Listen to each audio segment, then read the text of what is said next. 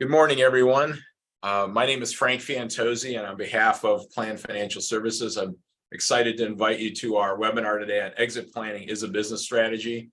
I know we're about a minute early, but I just wanted to get things teed off. Actually, the silence was making me uncomfortable here. It's a little different doing a webinar. I'm a little more comfortable in front of people, so I almost felt like we had to have elevator music playing while we're all waiting here. But the webinar is about 35 minutes long, approximately, give or take. It depends how long-winded I decide to get. And then we'll have a Q&A afterwards. There is a Q&A box that you can submit questions during the presentation, but we'll try to do the Q&A at the end and make sure everyone goes away with all their questions answered. The key takeaway today, if anything sticks, is exit planning is a business strategy. Not unlike having a sales strategy, hiring process, a growth strategy for your company. And exit planning is a business strategy because there are components that we'll discuss that need to be planned out, thought out, and of course, without execution, it's just a pipe dream. So another key point to look at is that, as many business owners are always focused on making money, and that's a good thing because that keeps the cash register happy, and you keep the lights on during the day. However, there's a difference between making money, income, versus adding value. And a lot of the concepts we're going to talk today are about adding value to the business, because ultimately there'll be, and we'll talk about it, is a liquidating event. And what type of liquidating event that would happen would take a illiquid asset, which is what your business is, and turning it into a liquid asset to be used for other purposes. So it's really important to kind of understand that distinction, that while we're in business and we're making money, we want to try to figure out how to add value. Just like investing in your investment portfolio, you want your portfolio to grow in value. A lot of the concepts we'll talk today will be about doing the same thing.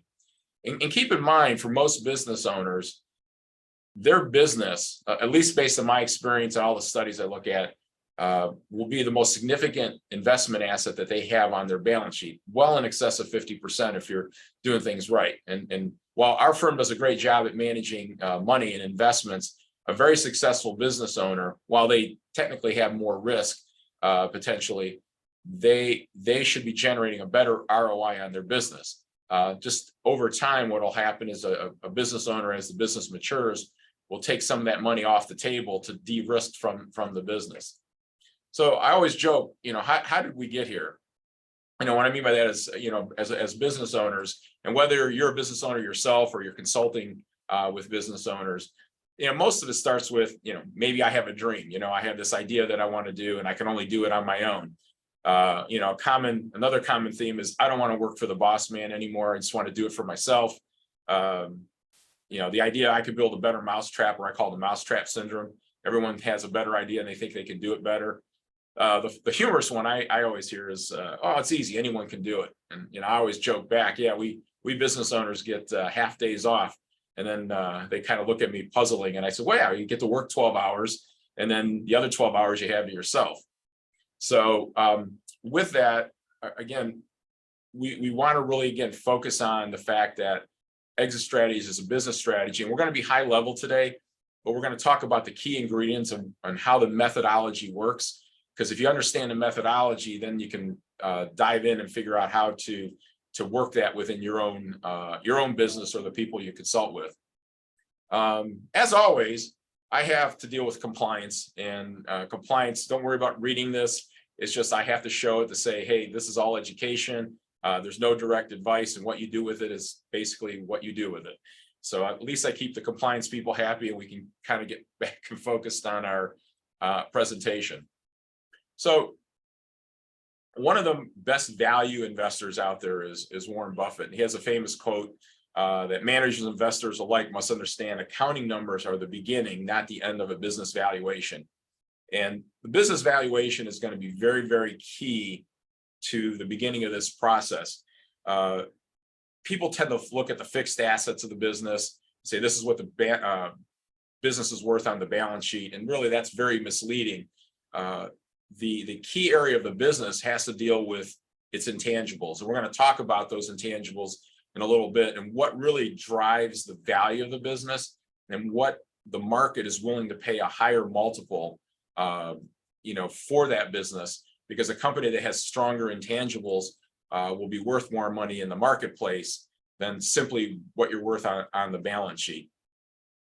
And again, think about it today too. You see a lot of tech companies, they're not even making money, but yet they have an intrinsic value.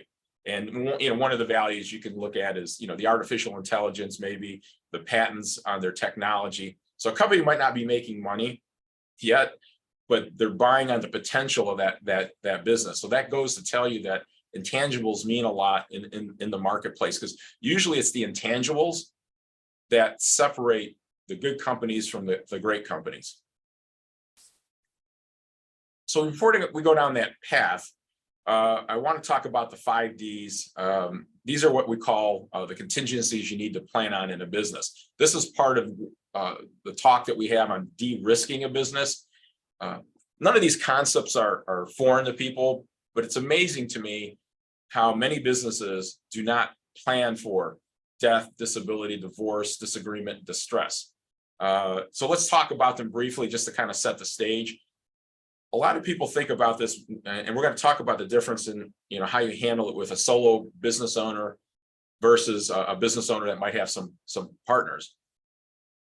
But as a partner, we all have an expiration date. The real problem is getting to the expiration date sooner than we plan.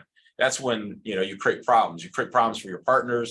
You create problems for the business. Obviously, the biggest concern you create is what happens to your family, right? If your business is one of your biggest assets, and there's no plan in place for when you pass, that creates an issue. So planning for these 5 Ds is really like doing estate planning for the business.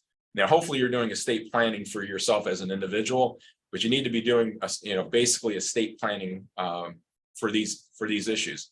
So death and disability are very common parts that people focus on. There's a couple ways to deal with that as long as it's being dealt with. Insurance is an option to transfer that risk to an insurance company. So disability insurance in this regards is different than income disability that you receive to replace your earnings. This actually replaces the value of that person to the organization. So you try to assign, and I don't like kind of dehumanizes people, but you assign a value to that person's role or in the business.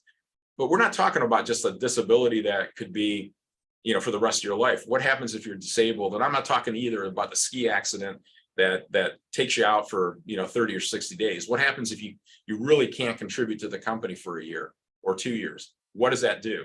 So these are things that need to be talked about and are usually built into a buy-sell agreement.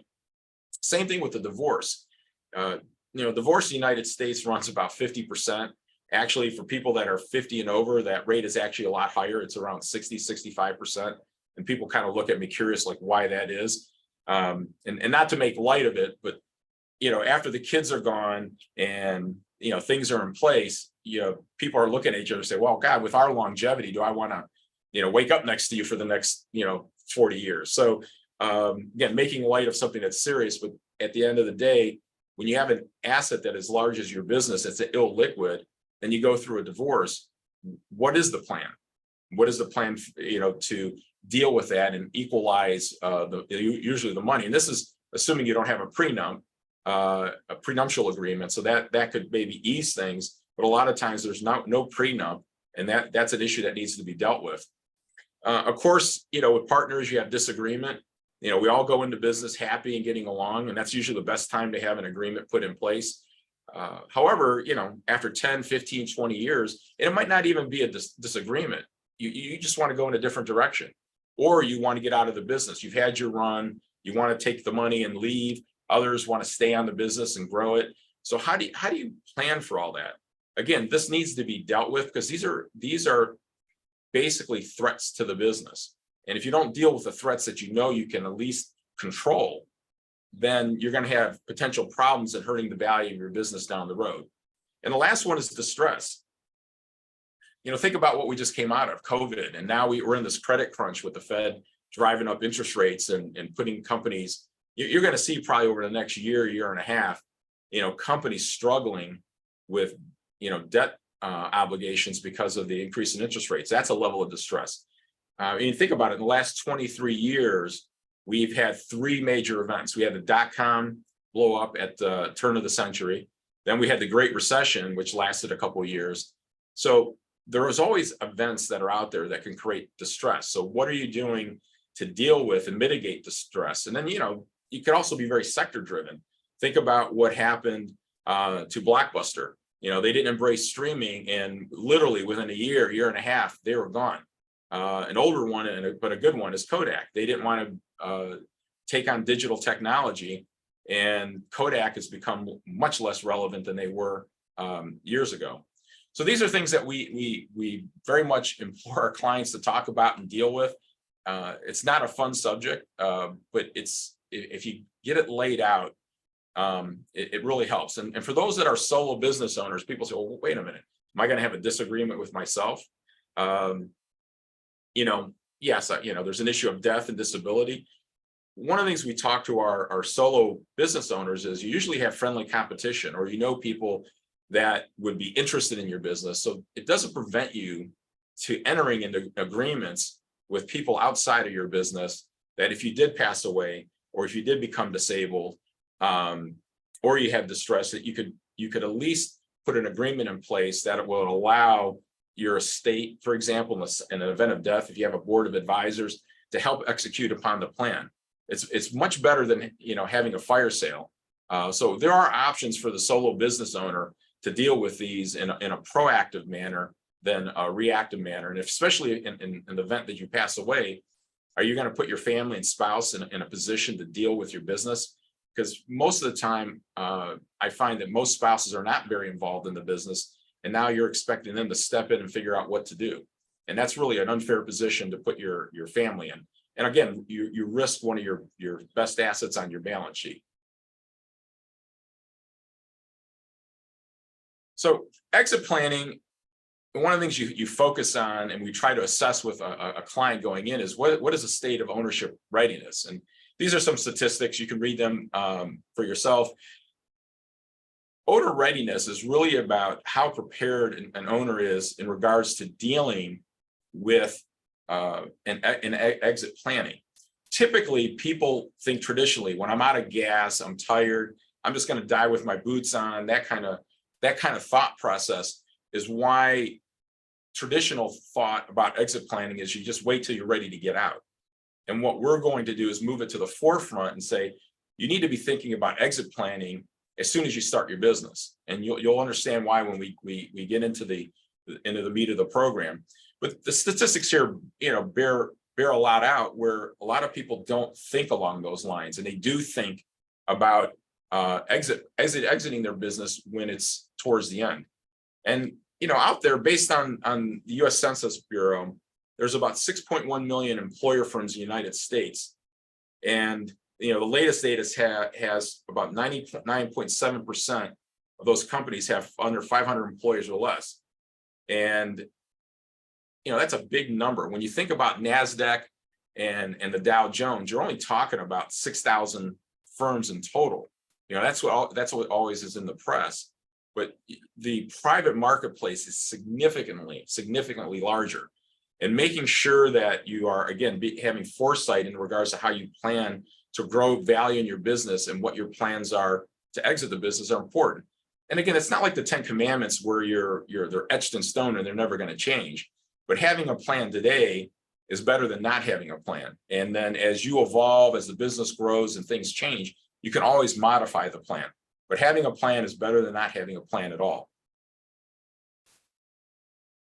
We're not going to have a lot of time today to really talk about the transition options, but I thought it would be helpful to kind of look at some of the statistically where the industry looks at the private sector in regards to what type of transactions occur. As I shared with you, a lot of business owners don't know what their plan is, to get out of the business. About 21% are looking for an internal transition. There's also management buyout. If you have key employees and they have the wherewithal and the financing in place, they can do a management buyout. And then what you see a lot in the press are the strategic acquisitions, the private equity. That's another almost third of the market. So these are different types of options that that owners could be thinking about. But again, there's a big segment, again, almost a third, that don't have any consideration as to what their options are going to be. And I think that's one of the things you need to, again, start thinking about and planning for, because how you approach a family transition is way different than if I'm going for a premium sale and I'm looking to sell out to a third-party aggregator, for example. So it's a different process. It's a whole different setup. So we're going to talk about the 5 stages of business value maturity. And a lot of this is very similar to the life cycle of a business. So the first important thing is really identifying the initial value of the business. And that really starts with evaluation. And here's the biggest misconception I see in the marketplace regarding evaluation. Most people think evaluation is, what is my business worth? And that really is just the tip of the iceberg when you get evaluation. There is a lot of great data about evaluation. And where you start is, when you go to do evaluation, they're going to look at your company, they're going to look at the size, and I'm going to oversimplify this a bit, given our time constraints. But they're going to look at your business, you're going to look at your industry, they're going to look at the size of the business, your competition, all your competitors, because they have to benchmark your business. And you're going to be put on a scale. And basically, is your business going to be considered a best-in-class business, middle of the road business, or on the poor side of the teeter-totter, right? And so the value in the valuation, it's almost like a performance review at work. They're going to tell you, this is what you're doing great.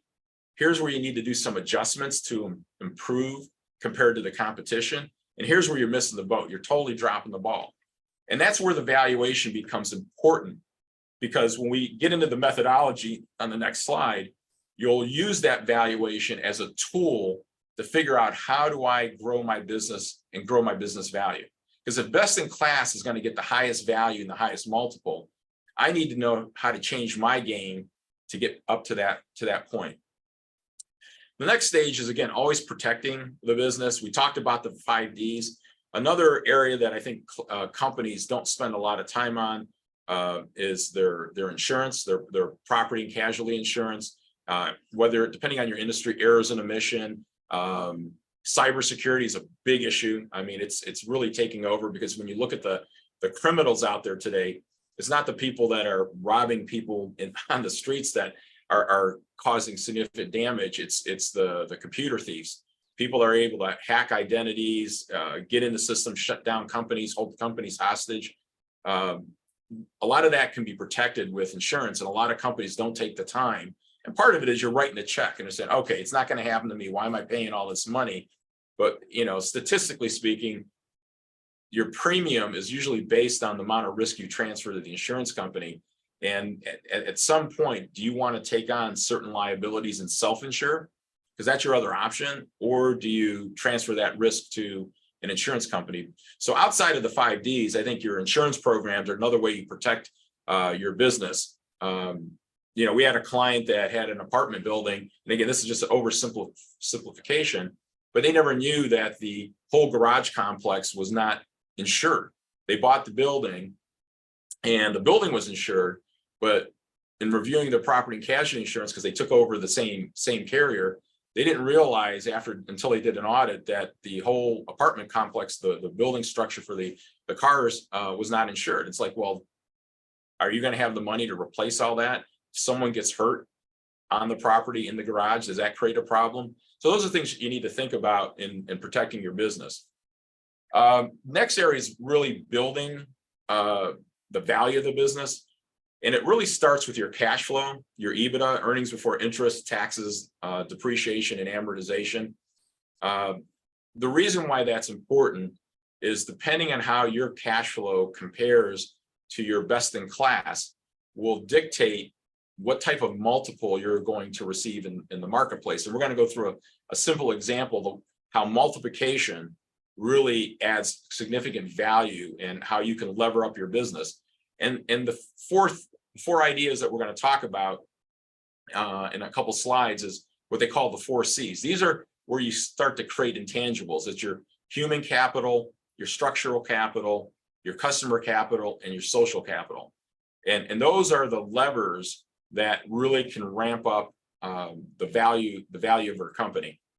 The next stage is at some point, and this is where exit planning will start to take you, is how do you eventually harvest the value out of your business? And we're going to go through an example. So for many business owners, if this is your largest asset, and while you're working, you're basically living off the income that you're generating from the business, but at some point you're going to stop working. So what's going to replace that value on your balance sheet? You're going to trade liquidity for your fixed asset, and you need to figure out, again, how you plan on harvesting that value, and then again managing it. So locally, about a year ago, a privately held company, very large, MTD. I'm sure most people have heard about them. They're really in the lawn care business, right? They sell, the big machines that really help take care of professional landscape, and a very successful company. Well, Stanley bought them out. Well, that family is extremely large, and that business sold probably close to $1 billion, and now that money is in the hands of the family. Well, how is that all going to get managed? I mean, it's a different kind of management. It's a different kind of complexity. On one hand, you're managing $1 billion business, and now you have $1 billion that you got to figure out how to manage it for all the family members that were part of that business. So management becomes significant, because if you don't manage it well, you can, it's kind of like winning the lottery. They talk about statistically people who win the lotteries are broke 5 to 10 years later. So that's usually through mismanagement. So you don't want to put yourself in a position where you have a great liquidity event and you have your own form of lottery winning, and then you don't manage it well.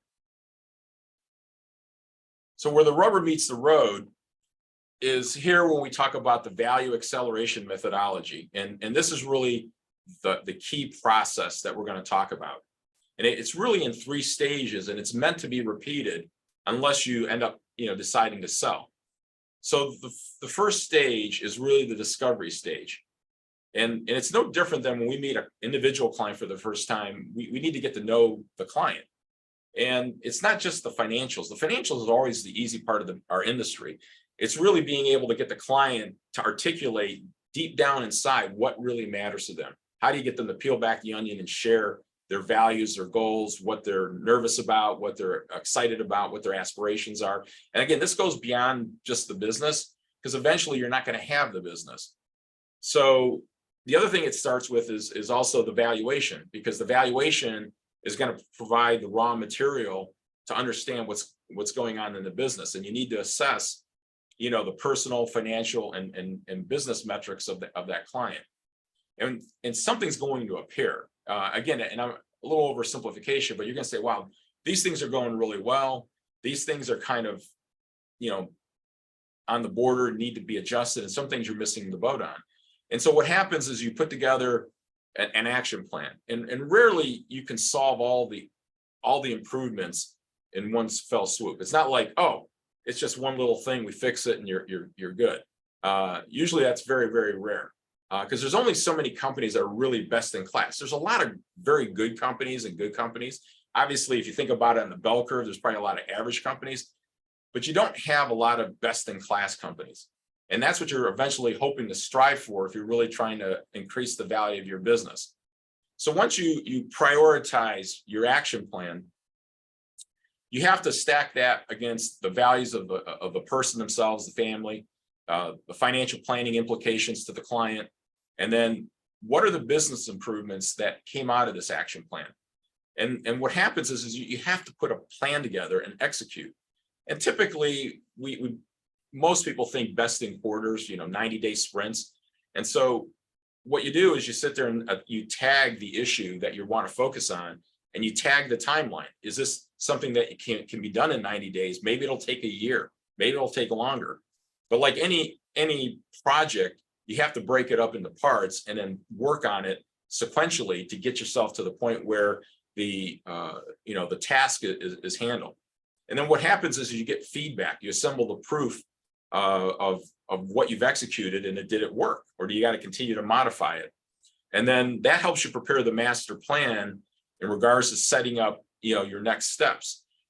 what will happen is that you'll develop information that will hopefully show that these changes have improved you from the previous situation. So you look back in a year and say, hey, did we make the progress we needed to be made based on the plan that we put in place and the things that we executed? Now what's going to happen is, did you grow? Now, if the business grew, that's great.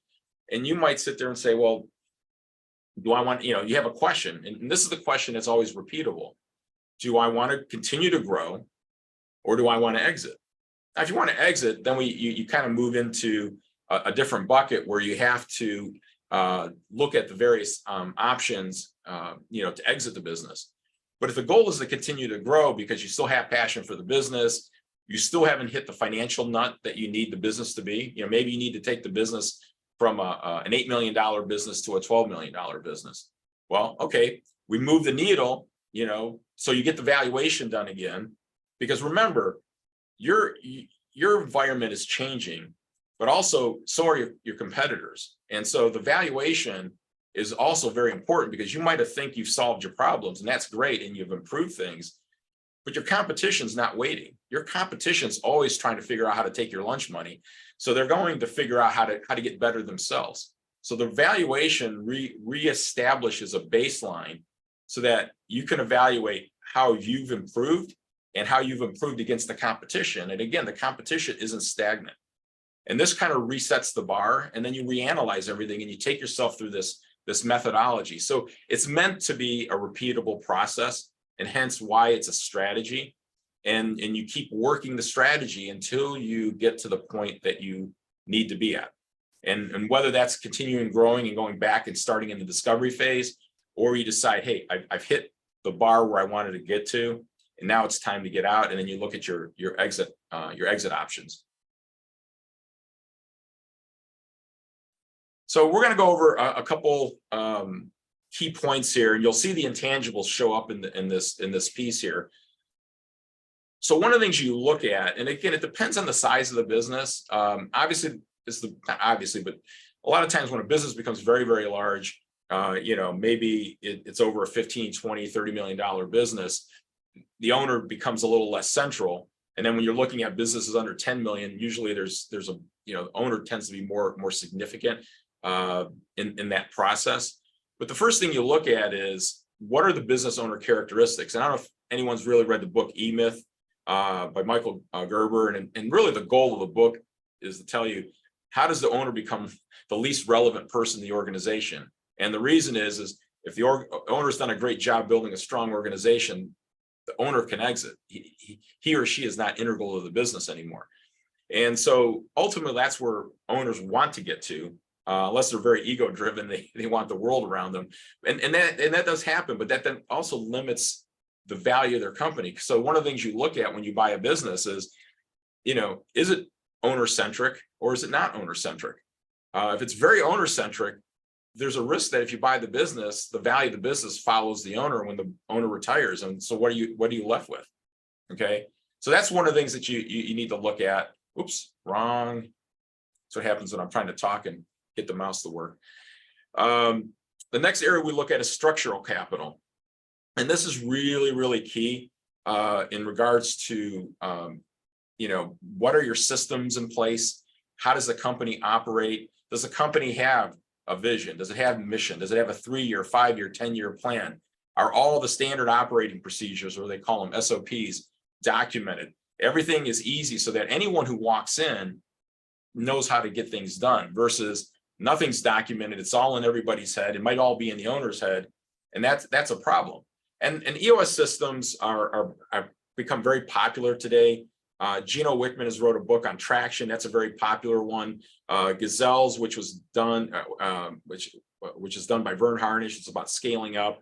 And another EOS system is mastering the Rockefeller habits. There's not one that's really better than the other. It's really about what system speaks to you, and are you developing, those type of processes internally. And I'm not saying those are the only three. There's all kinds of business consultants out there, and all of them have their own way of interpreting how to create processes and structure in your business. The question you have to assess is, Do you have them? Do you have them in place? A good way to know is when you onboard someone, can they easily get on board and figure things out because you have, standard operating procedures and processes and checklists to follow, or is it you're doing everything by the seat of your pants? Okay, that's an easy way to look at it. And next is customer capital. Is the business revolve around only a couple key clients? And if those key clients leave, that there's a problem for the business, or maybe there's a special relationship between those clients and the owner or the management team, and they leave and there's no one tying them to the business. Where good customer capital base is you have a diverse client base. So any client leaves, it doesn't really hurt. They're loyal to the company. There's a difference. Being loyal to individual people is different than being loyal to the company. So they buy into the brand of who the company is, and they're loyal to the company. I mean, look on a big scale. There, it's like religion. You got, Apple and people who love Apple and would never touch an Android, and there's people who love Android and will never touch an Apple. They're loyal to the brand and to the phone. They don't really care who's running the company as long as the product does what it's supposed to do. Next is social capital. Again, this goes to the culture and the brand that's in the company. Are the employees working together? Is it very team driven? It's not, again, revolving around the owner. The company's culture is driven by core values. And what I mean by core values, and I don't think enough gets really said about that. I mean, I think everyone thinks it's chic to have core values, but the question is, do you really embody those core values? In other words, do you hire, fire, reward, and promote people based on your core values? That's the true test of an organization is really using core values in their business, because then they have value, no pun intended.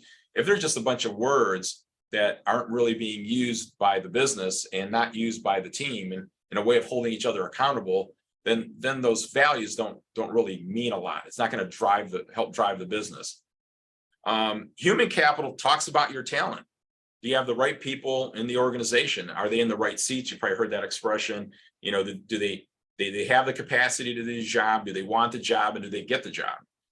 So human capital, and a lot of that has to go back to the hiring process that you have in place. So in a world where talent, I believe, does matter, and having the right talent can distinguish your organization from another. Again, human capital becomes an intangible that's valued, because when you're buying a company, you're not only just buying the clients, you're buying the talent. And that talent's going to be very, very important to you and growing the business value, which is we talked about here at the end. If the company has a manageable level of risk and it's predictable and scalable, you're going to create business value, and that business value is going to ultimately result in a higher sales process. Higher sales price. And if your goal is to create more value, and again, there's making money and there's creating value, and the trick is how to do them both at the same time. You could be making good money, but if you don't have all the systems and processes and all these intangibles, which is what we're going to get to here in a second, you're not going to create the levering of the value in the marketplace. The market's not going to pay you a higher multiple. And this goes back to the Warren Buffett slide, the intangibles, your human, customer, structural, and social capital, people are willing to pay a much higher multiple for that than just what the value of the business is on the books, what your financial statements say, and what your earnings are. And that's the other thing, we talk about, and I'll get to this next slide, is about normalizing earnings, because that can also be a little bit misleading. But this is where the crux of the matter focuses on, is how are you going to create a higher multiple for yourself? And so we're going to take you to what I think is one of the key slides here. And this is for every business owner, that you need to understand where your gap, what we call your gaps. And there's 3 gaps that we talk about. One is your wealth gap, the next is your profit gap, and the next is your value gap. And we're going to do probably just a little simple example just to illustrate the point of this. So the reason why we start with wealth gap is this fits into your personal financial planning, your financial statement.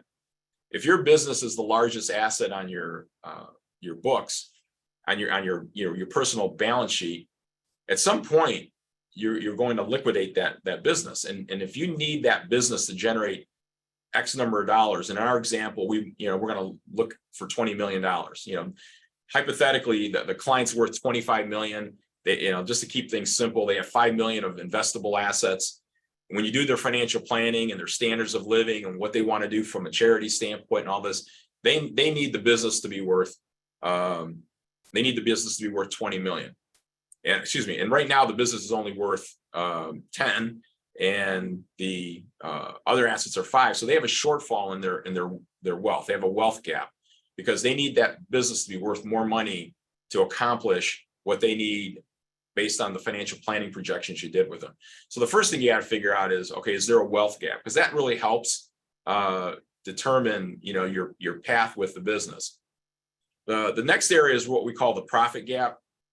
And the profit gap is where you're sacrificing income. And what I mean by that is if you're not a best-in-class business, the best-in-class business, maybe they're more efficient, they're more effective because of all their processes. And you take two companies that are at 10 million in total sales, but one's a best-in-class and they're generating an EBITDA of 3 million, while your company's still generating a nice EBITDA. It's 2 million, but it's not 3 million. So right now you're leaving $1 million of income at the end of the day on the table because you're not operating as well as the best-in-class business. So the profit gap is figuring out, and this is where the valuation is very, very helpful in telling you these are what your competitors are doing and doing better than you. And if you want to earn more money, then you're going to have to make changes within the business. And again, ultimately, it's your choice. It might be a reinvestment of capital. You might need to put more money into the business. But here's the psychology of sometimes what happens to business owners and why you don't want to wait till you're tired in the business. You want to get out, because what happens is that early on, you're excited, you're working hard, long hours, you're making all the sacrifices you need to make. But at some point, you want to smell the roses along the way.